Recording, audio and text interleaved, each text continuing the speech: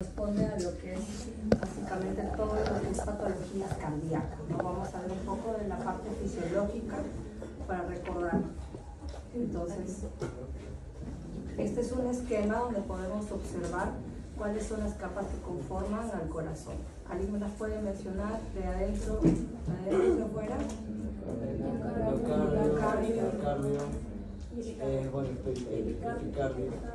El epicardio. Claro, las capas principales son tres, ¿no? Hasta el epicardio.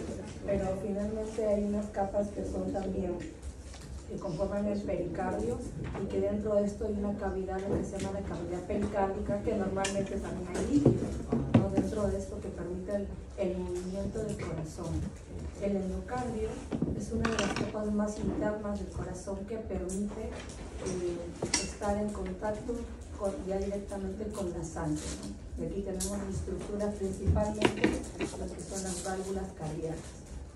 Entonces tenemos de que el corazón recibe sangre oxigenada a través de las venas pulmonares, ¿no? Que estos entran hacia el corazón del lado izquierdo, entran a la aurícula izquierda, finalmente llegan hacia lo que es el ventrículo izquierdo para ser eyectados a través de la aorta, que finalmente llega toda la circulación sistémica para ser distribuido al resto del cuerpo.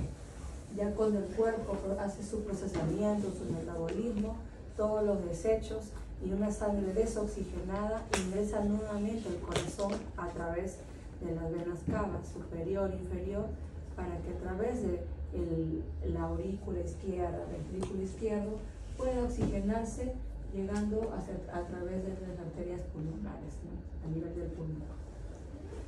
Entonces, ¿qué es este esquema? Este esquema es básicamente habla del ciclo cardíaco. Entonces, tenemos un sistema de doble eje. El sistema que mide tanto, estamos hablando solamente de lo que es el ventrículo izquierdo. Hablamos del volumen que hay dentro de este ventrículo y de la presión que la puede haber. Entonces, partimos desde el punto A. El punto A hasta el punto B. ¿Qué es lo que sucede a nivel de esta línea? Bueno, no sé si todos lo ven, pero es una diapositiva. En esta zona horizontal hay un periodo de llenado del ventrículo izquierdo, ¿no? Entonces, ¿qué sucede?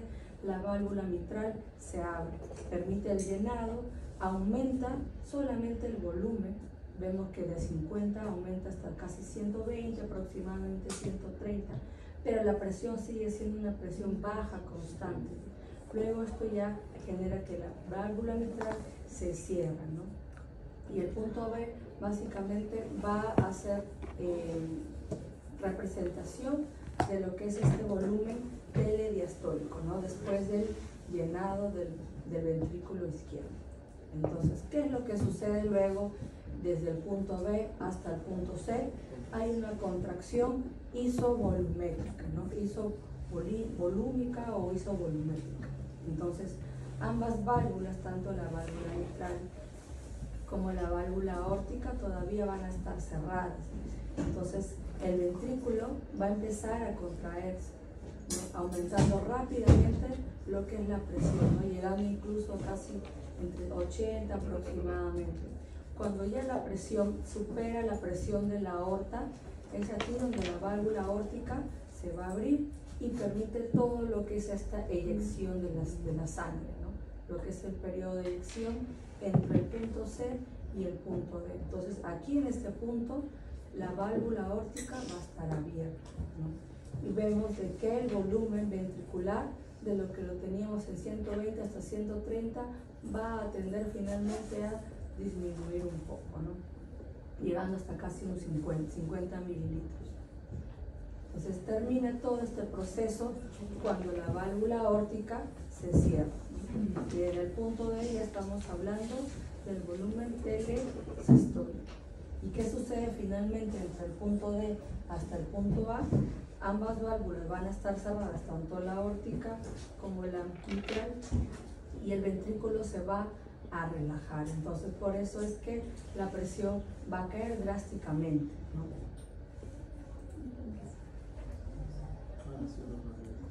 Luego, esto es básicamente algo, bueno, muy parecido a lo que se está explicando previamente en el ciclo cardíaco. Sin embargo, ya estamos hablando no solamente de la presión a nivel de las válvulas ni del ventrículo, sino también la presión que sucede a nivel de la aurícula, cómo se representa a nivel del electrocardiograma y el fonocardiograma, ¿no? Entonces tenemos que solamente entender que cuando aumenta la presión a nivel del ventrículo, vemos una caída o una relación inversa con lo que es el volumen ventricular, ¿no? O sea, se aumenta la presión porque el volumen del ventrículo se va disminuyendo.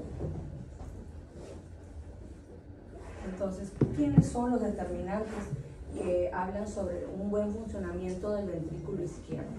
Hablamos de 3 puntos importantes, lo que es la precarga, la postcarga y también la misma capacidad de contractibilidad del corazón. Entonces, cuando hablamos de la precarga, es básicamente, se traduce como este estiramiento de las fibras musculares miocárdicas del ventrículo que permiten que el ventrículo reciba la sangre, ¿no? Al final de la diástole. Y esto se ve determinado tanto por la capacidad que tiene el miocardio para poder distenderse, ¿no? A la fuerza que tiene a nivel del reposo y el grado del llenado que suministra la aurícula izquierda. Y cuando hablamos de la postcarga, estamos hablando de esta impedancia que se da durante la eyección de la sangre hacia el sistema circulatorio, ¿no? Y puede darse o puede estar determinado gracias a los cambios que hay dentro de lo que es el mismo volumen del ventrículo, al espesor que tiene la pared y la misma impedancia de la aorta. Otro factor que es también determinante es la contractibilidad misma del músculo cardíaco, ¿no? Que básicamente la tensión de estas células miocárdicas va a estar dado por la cantidad de una de las electrolitos más importantes que vendría a ser el calcio. Entonces, vamos a ver un poco de las patologías más importantes cardíacas. Dentro de ellas, la principal, la insuficiencia cardíaca. Entonces, ¿cómo se define la insuficiencia cardíaca? Es como un grado de una incapacidad que tiene el cuerpo para poder suplir adecuadamente el aporte oxigenatorio y de nutrientes al resto del cuerpo, ¿no? Una perfusión inadecuada. Entonces, estamos hablando de que en este síndrome hay tanto alteraciones a nivel de la estructura del corazón que también implican un fallo a nivel de la función de la misma bomba. Puede estar asociado, cuando uno ve la parte de la clínica del paciente, a que el gasto cardíaco de por sí ya se haya reducido por la falla de la bomba y que esto pueda generar cierta como almacenamiento o congestión a nivel, en este caso pulmonar o incluso sistémico, relacionado principalmente a pacientes con hipertensión arterial, pacientes con enfermedad coronaria, valvulopatías o miocardiopatías dilatadas por de repente otras patologías, por ejemplo reumatológicas. Entonces, hablamos tanto de una disfunción a nivel sistólico y una disfunción a nivel diastólico. Cuando hablamos de la disfunción de la diástole, es decir, para poder echar la sangre, estamos hablando de que la capacidad contráctil está alterada. Entonces, por ende, la fracción de eyección también disminuye. Y cuando hablamos de una disfunción diastólica, es decir, que la capacidad para que se llene el ventrículo está alterada, ¿no? Sin embargo, la fracción de eyección puede mantenerse todavía normal.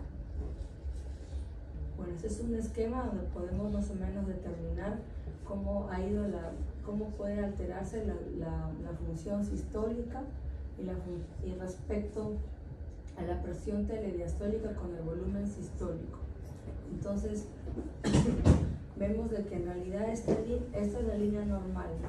de la presión versus el volumen, pero esta línea puede ir aplanándose a medida de que hay una disminución a nivel sistólico. ¿Cuáles son las causas que pueden llevarnos a una insuficiencia cardíaca? Entonces, los mecanismos principales es una alteración de la capacidad contráctil del corazón. puede deberse por un trastorno isquémico, una cardiopatía isquémica, o ya una cardiopatía dilatada, por ejemplo. Otro factor, otro mecanismo que pueda contribuir es que hay una gran sobrecarga de volumen que el corazón no puede todavía manejar. Y esto puede estar asociado a pacientes con insuficiencia valvular o pacientes con anemia. Y una sobrecarga de la presión sobre el corazón, ¿no?, en los pacientes hipertensos o que tengan principalmente estenosis en alguna de las válvulas cardíacas. Y esto ya se traduce en una disminución de la fracción de eyección con la disminución de lo que es el gasto cardíaco. Como se mencionó, no solamente hay una disfunción sistólica, sino también puede haber una disfunción diastólica, ¿no? Entonces, este circuito que habla sobre la presión y sobre el volumen va a desplazarse hacia la izquierda. Tenemos una disfunción diastólica de forma aislada. La contractilidad del corazón puede estar normal, pero hay un aumento de lo que es el ventrículo, que esto genera que la presión telediastólica pueda elevarse respecto al volumen ventricular izquierdo más bajo. Entonces, ¿qué es lo que lleva a una disfunción diastólica? La expansión del ventrículo se ve afectada, el grosor de las paredes a nivel de estas cámaras cardíacas se ven más engrosadas, que pierden la capacidad de distensibilidad, y hay un retraso en la relajación del ventrículo. Entonces, el corazón normalmente se contrae, pero ya la relajación se está viendo alterada. Entonces, con esto se reduce lo que es el volumen de la precarga disponible, ¿no? Se ha visto de que lo que es el ejercicio o de repente alguna arritmia puede agravar esta sintomatología en la disfunción diastólica. Entonces, hay que conocer que a pesar de toda esta disfunción, hay mecanismos compensatorios que tiene el cuerpo para intentar suplir esta insuficiencia de administración de nutrientes al resto del cuerpo. Uno de ellos tenemos los mecanismos extrínsecos. Se activa el sistema simpático, el sistema renina-angiotensina-aldosterona, el nivel de cataminas, la liberación de la vasopresina. Y los mecanismos intrínsecos mismos del corazón, hay un remodelamiento a nivel de lo que es las fibras musculares, ¿no? Se van alargando un poco más, van cambiando su forma. Pero esto puede tener tanto efectos positivos como negativos. Lo negativo es que ya hay un cambio estructural a nivel del corazón. Entonces, este corazón ya no es un corazón, por así decirlo, joven, viable, con adecuada capacidad de distenderse. Y es un corazón un poco incluso más rígido. Otros efectos que, bueno, se consideran como efectos positivos, el paciente tiene que tener más, aumenta el tropismo, taquicardia, aumenta la contractibilidad, hay una mejor distribución de la sangre a nivel sistémico, hay un descenso de la diferencia arteriovenosa también del oxígeno. Otras adaptaciones que pueden suceder, si hablamos de adaptaciones neurohumorales, es la liberación de ciertas sustancias como son la endotelina, óxido nítrico, el péptido natriurético cerebral. Y todo esto conlleva a un proceso de remodelación. Genera finalmente elevación de presiones diastólicas que se transmiten a las aurículas y a la circulación venosa.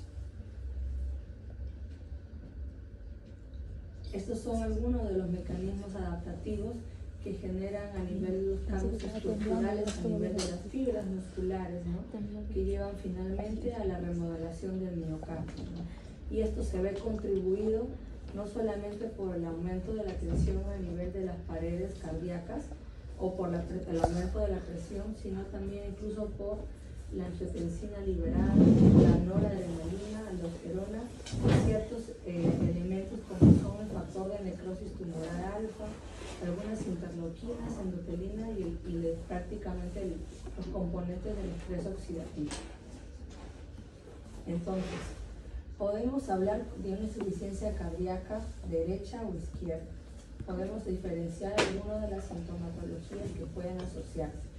Entonces es importante cuando hablamos de una insuficiencia derecha, estamos hablando que principalmente puede estar asociado a este tipo de patologías. Un tromboembolismo pulmonar, infarto, taponamiento cardíaco, hipertensión pulmonar, cardiopatías congénitas.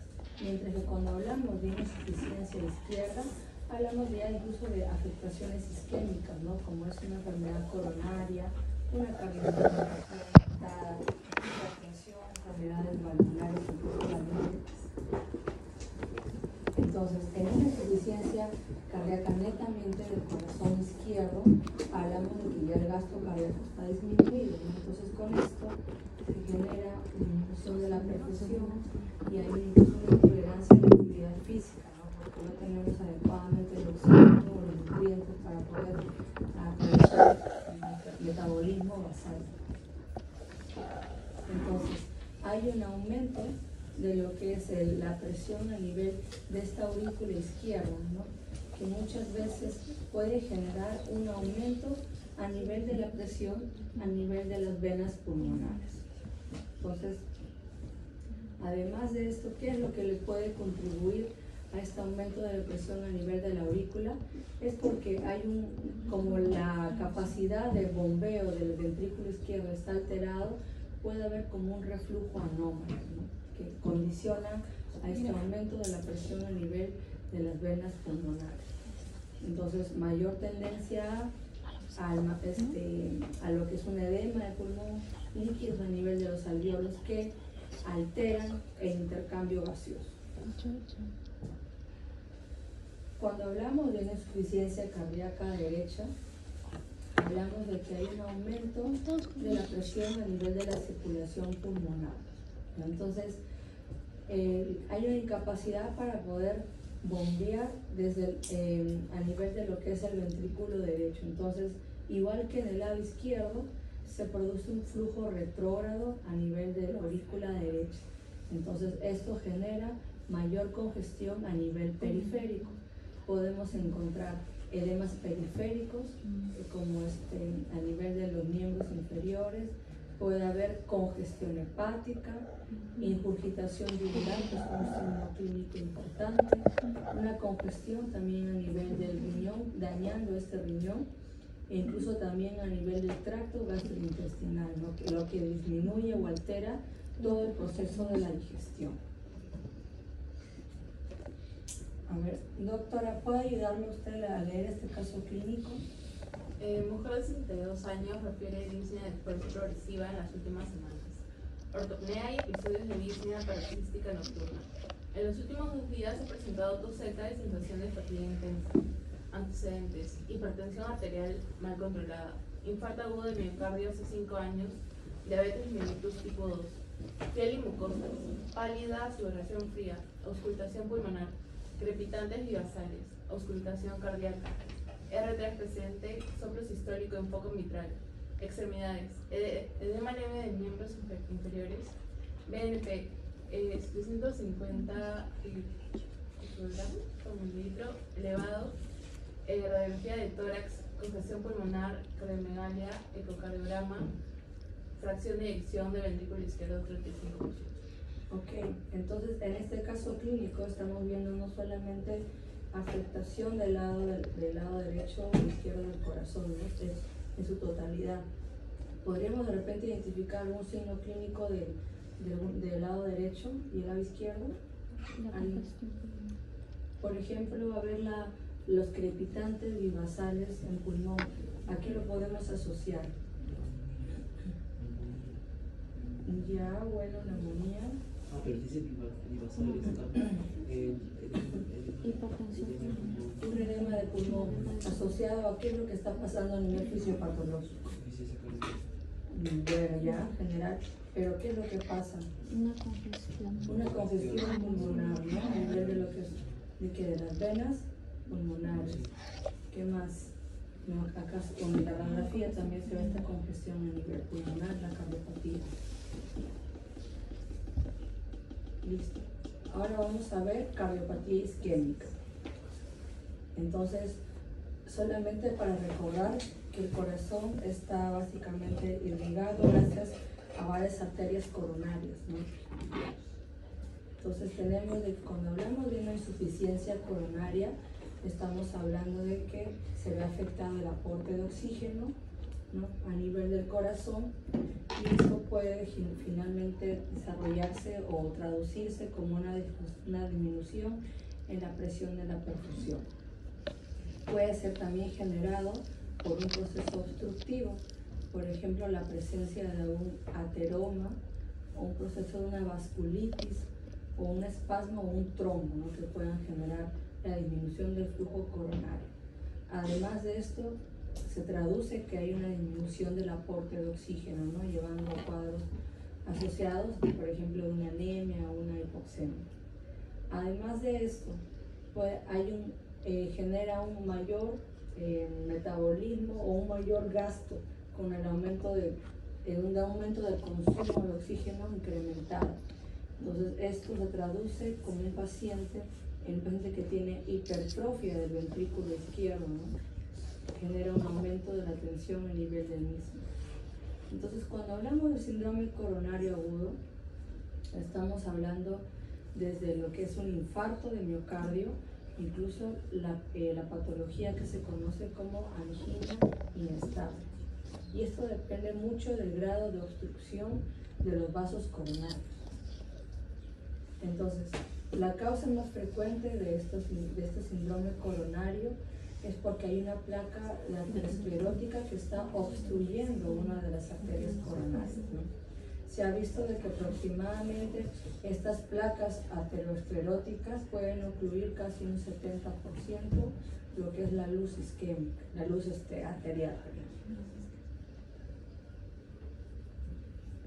Entonces tenemos una variedad de síndrome coronario agudo. Ya hemos mencionado que tenemos también a lo que es la angina inestable y a lo que es el infarto agudo de miocardio. Pero el infarto agudo de miocardio puede estar asociado con la elevación del segmento ST y la no elevación del segmento ST. Y puede variar su tratamiento según qué tipo de patología es. Entonces, ¿qué es lo que sucede en un infarto? Hay una muerte o una isquemia del tejido miocárdico, ¿no?, producto principalmente de una obstrucción en el nivel de la arteria coronaria. Se ha encontrado de que la arteria coronaria izquierda puede ser afectada casi en un 40 o 50% de toda la circunferencia, ¿no?, mientras que la coronaria derecha en un 30-40%.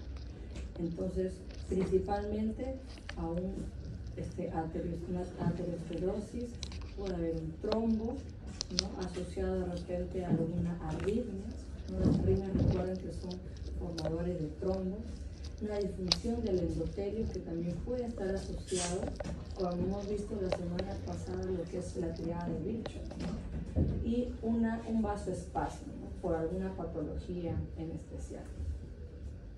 Entonces, ¿qué es lo que sucede en un infarto agudo de miocardio? Al disminuir la perfusión tisular, se lleva finalmente a una hipoxia celular. Entonces, el oxígeno se ve disminuido y todas las bombas ATP están siendo alteradas, ¿no? Durante el primer minuto hay una pérdida de la función contráctil. Luego, después de varios minutos, ya empiezan a haber cambios estructurales que todavía son reversibles, ¿no?, hasta este punto. Sin embargo, a los 40 minutos de producido el proceso isquémico, ya vemos daño irreversible por la muerte celular, mucho más ya después de horas, ¿no? Por eso es importante el diagnóstico oportuno, temprano, y el manejo pronto en un hospital, pues, que tenga todas las medidas, ¿no? Entonces, ¿cómo se va a traducir cuando llega el paciente por emergencia? Aparte de toda la sintomatología, vemos en los exámenes de laboratorios el CPK aumentado, las enzimas cardíacas troponina también aumentada, la mioglobina también por la misma degradación y muerte del miocardio. Lo típico, ¿cómo llega el paciente? Bueno, si es que llega consciente, es un dolor básicamente gradual de intensidad moderada, ¿no? Que puede ir aumentando y disminuyendo, principalmente en el lado izquierdo, que puede irradiarse hacia el miembro inferior izquierdo, ¿no? Suele estar asociado a un proceso, una actividad o un factor estresante, ¿no? Y este dolor no se alivia con ningún tipo de posición. La calidad del dolor, bueno, ponen que es un dolor más como una molestia que como un dolor. Y ya conocen el tipo de irradiación, incluso hasta la parte del lado izquierdo de la cara, ¿no? Mandíbula, la parte inferior, los dientes, la región escapular. Doctor, ¿me ayuda a leer este caso? Sí. Reflexión de la experiencia. El paciente masculino de 58 años acude al servicio de urgencias por dolor torácico opresivo de 45 minutos de evolución. Hipertensión arterial, fumador de 20 cigarrillos por día desde hace 30 años. El paciente refiere inicio súbito de dolor torácico opresivo irradiado a brazo izquierdo y mandíbula, acompañado de diaforesis y náuseas. No cede con el reposo, niega fiebre o síntomas respiratorios previos. Estado general, paciente ansioso, sudoroso, con palidez, signos vitales, tensión arterial de 140, presión arterial de 140 sobre 85 milímetros de mercurio, frecuencia cardíaca de 98 latidos por minuto, y en el electrocardiograma hay una elevación del segmento ST, de derivaciones de extremidades D2, D3 y ABF, infarto inferior, troponinas elevadas, troponina 2.8, ya eso, ¿no? Referencias, y ya no veo. Bien, doctor. Y de repente, es un caso típico, ¿no? Que el paciente tiene una cardiopatía, tiene un antecedente cardíaco. Pero sí se ha visto casos, justo recién hemos tenido, ya no porque yo no manejo adultos pediátricos, pero hemos escuchado un caso del papá de un médico que tenía dolor torácico, un dolor finalmente torácico que EAD, ¿no? De etiología determinada, pero el paciente no tenía ningún antecedente cardíaco. Lo único era que era un paciente con sobrepeso. Va a la emergencia por dolor torácico y solamente le administran sintomáticos y lo mandan a su casa. Finalmente, al día siguiente, el paciente está todavía con un disconfort y recién al día siguiente le hacen un electrocardiograma y evidencian de que había habido un infarto. Entonces, estas cosas no se les debe de pasar. Paciente con dolor torácico necesita un EKG. Y así no tenga antecedentes, hay que tener mucho cuidado. Pero este es el cuadro típico, ¿no? El cuadro típico de cómo te va a llegar un paciente con un infarto agudo de miocardio. Y uno tiene que actuar pronto, ¿no? Para ayudar a perfundir o disminuir los efectos de la isquemia. Ahora, las enfermedades del pericardio, ¿no? Entonces, la pericarditis tenemos de que es la inflamación del pericardio, ¿no? Diversas etiologías.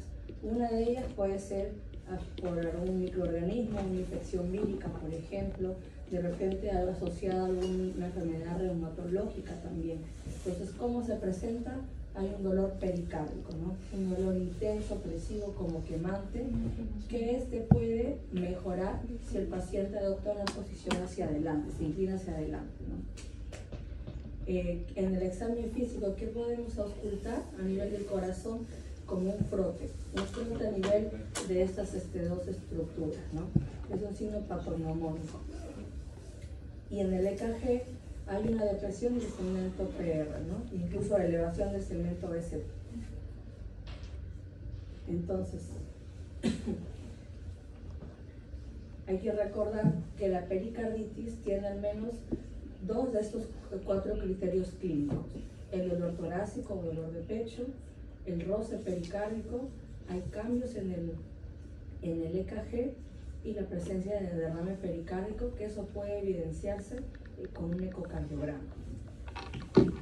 Estas son las diversas causas. Una de ellas puede ser también idiopática, por un factor inmune, pero también hay infecciones, ¿no? Virales, bacterianas, fúngicas, entre otros. Lupus, por ejemplo, ¿no? Lupus está asociado a la artritis reumatoide, el síndrome de Sjögren, las vasculitis, lo que hemos visto en las semanas previas, ¿no? Que pueden tener, incluso también pacientes que tienen algún tipo de neoplasia. pacientes con antecedentes de traumatismo, alguna infección previa cardíaca o uso de ciertos tipos también de medicamentos. Bien, entonces, sea la causa que sea que genere la inflamación de esta capa del pericardio, ¿cómo se va a traducir? Por ser un proceso inflamatorio, la elevación de todos los componentes inflamatorios, ¿no? El PCR, la velocidad de eritrosedimentación, el aumento del hemograma, puede generar finalmente también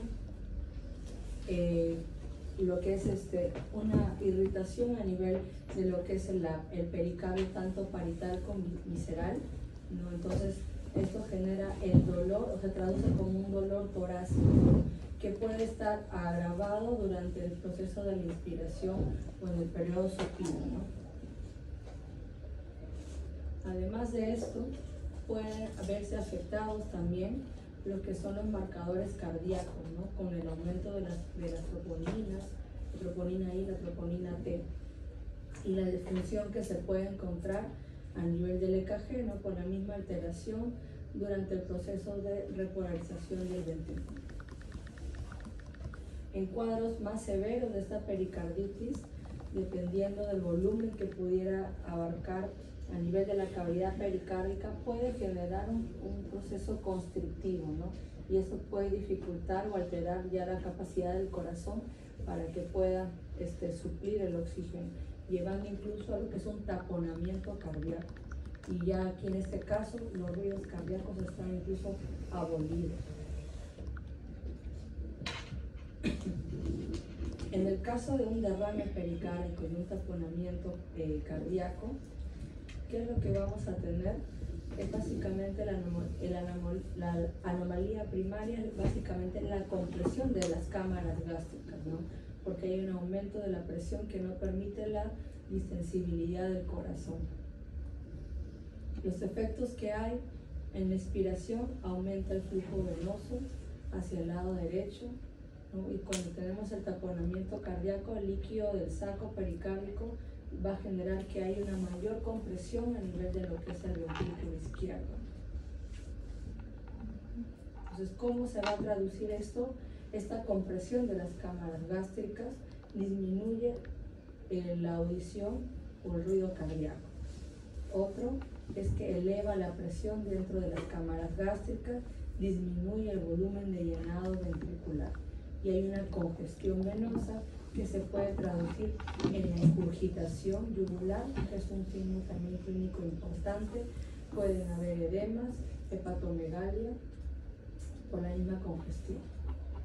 Además de esto, se genera también una disminución de lo que es el gasto cardíaco, que activa a los sistemas compensadores, ¿no? Como el sistema renina-angiotensina, el sistema simpático, y puede finalmente llevarnos a lo que es un cuadro de hipotensión, el pulso paradójico, ¿no? Que estos tres puntos tenemos a la triada de Beck, ¿no? Hipotensión, ingurgitación y disminución de ruidos cardíacos. Una triada importante para el diagnóstico de taponamiento cardíaco.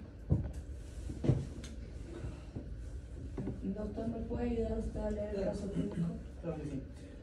Tenemos un paciente varón de 35 años, refiere dolor torácico punzante de inicio gradual, localizado en la región precordial, que se irradia al cuello y al hombro izquierdo. El dolor se intensifica en el decúbito supino y mejora al inclinarse hacia adelante. No se asocia con el esfuerzo físico, ha presentado episodios de fiebre de hasta 38 grados y sensación de fatiga. Su estado general: el paciente está alerta, está febril, con leve diaforesis, signo vital en zona arterial de 120-75 y su frecuencia cardíaca es de 95 latidos por minuto. En la auscultación cardíaca, el frote pericárdico audible en el borde externo izquierdo, y en el EKG, elevación difusa del segmento ST en múltiples derivaciones sin imagen en espejo. Depresión del PR, ecocardiograma, pequeño derrame pericárdico, sin signos de taponamiento cardíaco. Entonces, el diagnóstico es una pericarditis.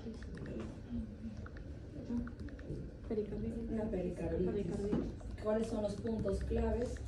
Que es un dolor torácico que puede mejorar cuando el paciente se inclina hacia adelante, hay fiebre, es un paciente que se expulsa el frote pericárdico y tiene afectación en el EKG. A este punto ustedes no les van a poner la imagen del EKG alterada todavía, ¿no? Pero al menos deben conocer que hay una elevación difusa del segmento de ST, ¿no? En la depresión del PR. Ya cuando lleguen a cardiología, les van a poner el trastorno del flujo sanguíneo.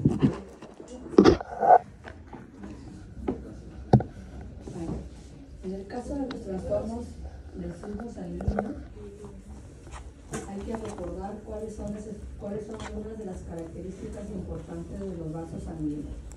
En el caso de la arteria, hay que recordar que la arteria tiene tres capas, tiene una túnica media gruesa, y esto le genera finalmente una buena capacidad para poder contraerse y estirarse. La arteriola, que es un vaso sanguíneo un poco menor tamaño, tiene túnicas que son mucho más delgadas, una luz más estrecha que las arterias. Y el capilar ya es una estructura vascular de un tamaño mucho más microscópico, ¿no? La vénula, que es como por así decirlo, una vena pequeña, tiene tres capas, siguen siendo muy delgadas. En el caso de la vena, su túnica media es más delgada y tiene una luz mucho más amplia. Y recordar que las venas tienen válvulas, ¿no? Que permiten la distribución de la sangre. Esta es una fórmula importante que hay que recordar, que la presión es igual al gasto cardíaco por la resistencia periférica. Entonces, recordar que el gasto cardíaco puede verse afectado por cambios en la volemia o por mismos factores cardíacos, como por ejemplo la alteración de la capacidad contráctil, un aumento de la frecuencia cardíaca. Y en el caso de la resistencia periférica, factores tumorales que pueden ser vasodilatadoras o vasoconstrictoras. La arteriosclerosis. Entonces, ¿qué es arteriosclerosis y aterosclerosis? La arterioesclerosis, estamos hablando del arterias endurecidas, finalmente con las capas gruesas, y pierde la capacidad de poder extenderse, ¿no? Pierde esa capacidad elástica. Suele afectar arterias pequeñas y también arteriolas. Y la arterioesclerosis, aquí estamos hablando de la patogenia de la enfermedad coronaria, ¿no? La que hemos estado hablando previamente en los infartos agudos del miocardio. Son básicamente lesiones a nivel de la capa más interna, ¿no? Del vaso, que es la íntima, donde se producen las lesiones llamadas ateromas. Entonces, esto genera una obstrucción del flujo sanguíneo, ¿no? Que cuando se rompen, estos pueden dejar finalmente y generar lo que son trombos obstructivos. Bueno, esto es básicamente más o menos cómo se va desarrollando estas placas ateroscleróticas, ¿no? Hay un factor predisponente, ¿no? Que es básicamente un paciente con síndrome metabólico, obeso, fumador, hipertenso, con un perfil lipídico alterado. Entonces llega finalmente a una disfunción del endotelio, ¿no? Se pierde el óxido nítrico derivado del endotelio, ¿no? Y finalmente lleva a favorece a la misma infiltración de los de lípidos, del LDH, también estimula ciertas células proinflamatorias que van a llevar a la formación de estas placas fibrosas, ¿no? Que pues, finalmente obstruyen el lumen arterial, ¿no? Entonces, el inicio de la arteriosclerosis tenemos de que tiene que haber inicialmente una disfunción del endotelio, ¿no? Que active toda esta cascada de células que lo hemos visto ya en las semanas previas, ¿no? Dentro de esto, el monocito que se transforma en el macrófago va finalmente a llevar a la formación de estas células espumosas que se encargan básicamente de la modificación del LDH. Dentro de la progresión de la arteriosclerosis hay una modificación de estas células musculares lisas, ¿no? Que durante los años pueden finalmente elaborar macromoléculas a nivel de lo que es la matriz extracelular, ¿no? Este es un esquema del contenido de una placa ateromatosa, ¿no? Tenemos fibrina, colágeno, células inflamatorias, acumulación de tejido necrótico también. Esta es una imagen de un corte histológico, ¿no? Vemos la capa de fibrina, el tejido necrótico, donde se ve el tejido lipídico, formación de un infiltrado también celular. ¿Qué síntomas va a dar a estos pacientes? Cuando hay una afectación a nivel de las arterias carótidas y las arterias cerebrales, pueden llevar a lo que es una isquemia cerebral o un infarto cerebral, ¿no? Cuando hablamos de una afectación a nivel de la arteria torácica, de la arteria aorta, estos pueden alterar y lesionar llevando a una ruptura de la aorta o una disección. A nivel renal, ocluyen esta zona y pueden alterar la función renal. Si hablamos de los vasos mesentéricos, estamos hablando de los vasos que nutren el tracto gastrointestinal, ¿no? Llevando unos a cuadros de isquemia mesentérica o lo que es una angina abdominal. A nivel de las arterias coronarias, infarto agudo de miocardio o todo el síndrome coronario agudo. Y tenemos que a nivel de las arterias periféricas puede haber procesos isquémicos a nivel de los miembros o síntomas de claudicación intermitente. Y la hipertensión arterial, que es ya tema muy conocido, recordar que está asociado como una de las causas importantes de factores cardiovasculares. Puede ser de causa primaria o secundaria, lo más frecuente en un 90% causa primaria, 10% causas secundarias, y su diagnóstico estamos hablando ya de la toma de la presión, donde la encontramos por encima principalmente de los 130, incluso 80, ¿no? Para hablar de una presión arterial en estadio 1. Recordar que cuando hablamos de hipertensión hay dos escuelas, ¿no? La escuela europea, la escuela americana, que intenta dar ciertas recomendaciones en este tipo de pacientes, ¿no? Y incluso no esperar el valor de 140-90 para ya catalogarlo o empezar a hacer algo por el paciente, sino ya en estos valores hacer algún cambio o modificación dentro del estilo de vida del paciente. Y tenemos diversos tipos de hipertensión arterial. Tenemos el de bata blanca. ¿Alguien sabe a qué se refiere? La hipertensión.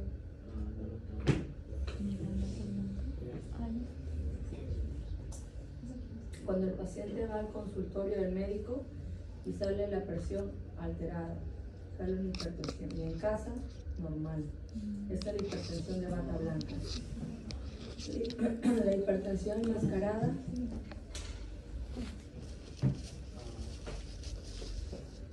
al revés. Y con la alma con nada. Exacto. Entonces, cuando hablamos de hipertensión secundaria, que es un pequeño porcentaje de pacientes, una de las causas importantes es de repente alguna oclusión a nivel de los vasos renales, una hipertensión renal, una insuficiencia renal, una enfermedad poliquística, por ejemplo. Otras causas, de repente algún consumo de algún fármaco que puede condicionar a esta predisposición en aumento de la presión, un feocromocitoma, que es un tumor a nivel de que produce catecolaminas, un aldosteronismo primario, síndrome de Cushing, hipotiroidismo y finalmente entre otros. Esta es la fórmula ya mencionada de la presión, gasto cardíaco por resistencia periférica. Recordar que hay factores genéticos que pueden condicionar a que un paciente tenga hipertensión, ¿no? Pueden ser una causa monogénica o producto de alteraciones de varios genes. Bueno, esta es una lista, en realidad no creo que sea importante que la aprendan, pero es importante saber de que hay una hipertensión monogénica, ¿no? Y están, por ejemplo, hay ciertos grupos familiares que ya tienen predisposición a tener feocromocitomas o incluso otra tumoración que se llama paraganglioma, ¿no? Están asociadas a mutaciones de estos genes. También hay familias que tienen hiperaldosteronismo por asociación a la mutación de estos tipos de genes, y bueno, también hay otros síndromes más que pueden condicionar a esto, ¿no? Otras causas o finalmente otros factores que pueden contribuir a la manifestación de la hipertensión: el síndrome metabólico, el estrés, la pobre calidad del sueño, el consumo elevado de sodio, bajo consumo de potasio, el tabaco, la obesidad. Entonces, todos estos factores pueden llevar a que haya varios polimorfismos, ¿no? Entonces, esto puede finalmente traducirse como una exageración en lo que es la fibrosis cardíaca, genera un mayor efecto a nivel de la remodelación del ventrículo izquierdo. Es muy importante conocer el papel del sodio y el potasio en la patogénesis. Creo que eso también lo hemos visto ya en todas estas semanas, ¿no? Cómo es que genera retención del sodio, cómo aumenta la presión vascular, genera también vasoconstricción. La hiperinsulinemia, ¿cómo está relacionado? La hiperinsulinemia aumenta la actividad del sistema simpático, aumenta por ende también la presión, también por el efecto que genera una vasoconstricción por la misma activación de esta vía del MAP, activación dependiente de la endotelina, y por la liberación del antinatriurético, ¿no? Que contribuye a la mayor retención de sodio. ¿Cuáles son las complicaciones que tenemos asociadas con la hipertensión? El remodelamiento del ventrículo izquierdo, una hipertrofia, insuficiencia cardíaca, puede haber pacientes con accidentes cerebrovasculares isquémicos o incluso hemorrágicos o mixtos, cardiopatía isquémica, una afectación renal crónica, retinopatía hipertensiva. A ver, doctora, que llegó al último, ¿puede ayudarme leyendo este caso clínico? No sé si lo ve. Sí, usted llegó al último. Paciente varón de 59 años refiere que en las últimas 4 semanas ha presentado cefalea del promedio matutino, asociada a sensación de pesadez en la cabeza, visión borrosa transitoria.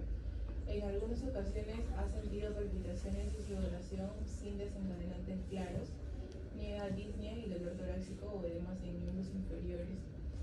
Antecedentes personales, sin antecedentes de hipertensión arterial diagnosticada previamente, sobrepeso, sedentarismo, consumo frecuente de comida en alta en sodio y grasas, padre hipertenso de los 50 años, no fuma, consume alcohol ocasionalmente, tensión arterial 160 sobre 95, frecuencia cardíaca 82 latidos por minuto, fondo de ojos, se notan las arteriolas retinianas ligeramente estrechadas.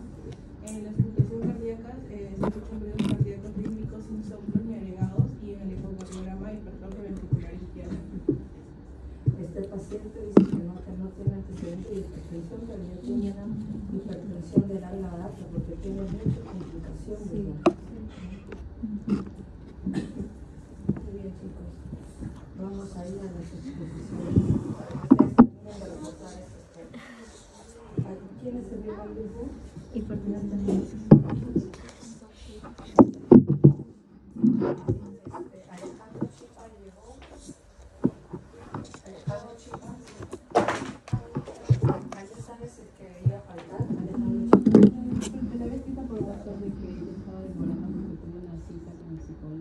Alejandro, ok. Carrasco,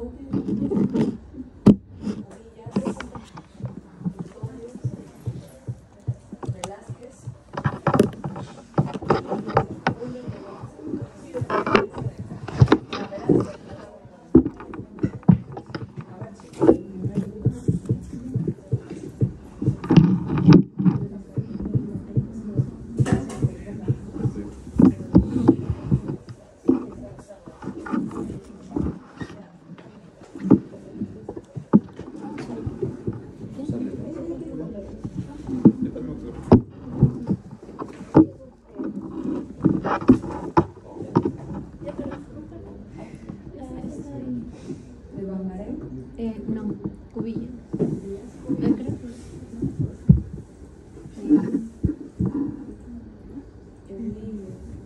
Siguiente. Siguiente. Ahí viene. Ya. Venga.